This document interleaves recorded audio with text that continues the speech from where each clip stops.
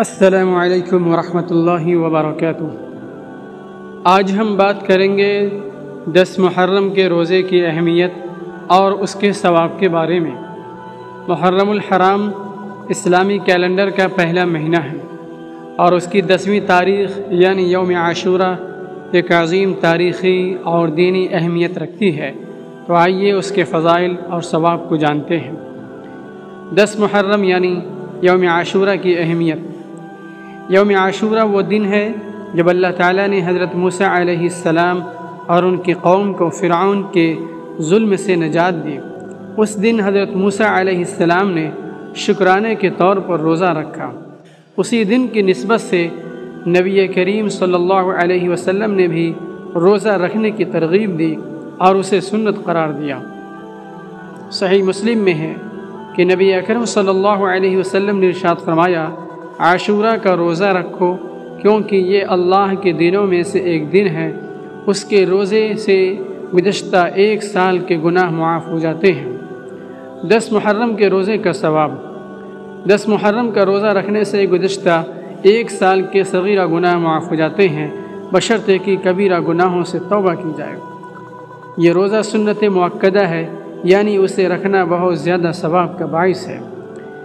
نبی اکرم صلی اللہ علیہ وسلم نے فرمایا، میں امید رکھتا ہوں کہ عاشورہ کے روزے سے اللہ تعالیٰ گزشتہ سال کے گناہ معاف فرمائیں گے۔ اس کے علاوہ نبی کریم صلی اللہ علیہ وسلم نے ہمیں 9ویں اور 10ویں یا 10ویں اور 11ویں محرم کو روزہ رکھنے کی ترغیب دی تاکہ یہودیوں سے مشابہت سے بچا جا سکے۔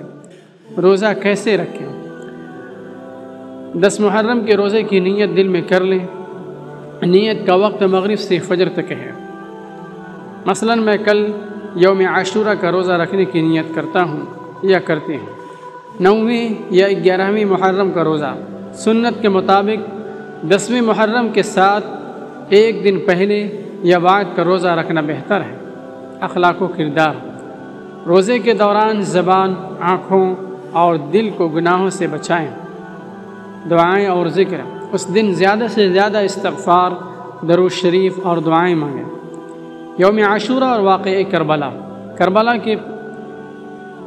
یوم عاشورہ کی ایک اور عظیم اہمیت واقعہ کربلا سے جڑی ہوئی ہے، جب حضرت امام حسین رضی اللہ تعالی عنہ نے حق اور سچ کے لیے اپنی جان کی قربانی دی۔ اس دن ہمیں چاہیے کہ ہم امام حسین رضی اللہ عنہ کی قربانی کو یاد کریں اور ان کے پیغام عدل و انصاف کو اپنائیں۔ تو آئیے اس محرم الحرام میں 10 محرم کا روزہ رکھیں، اللہ کے فضل و کرم سے گناہوں کی معافی مانگیں اور اپنے ایمان کو مضبوط کریں۔ اگر یہ ویڈیو آپ کے لیے مفید ثابت ہوئی ہو تو اسے لائک کریں، شیئر کریں اور ہمارے چینل کو سبسکرائب کریں۔ اللہ ہم سب کو اس سنت پر عمل کرنے کی توفیق عطا فرمائے، آمین۔ السلام علیکم ورحمۃ اللہ وبرکاتہ۔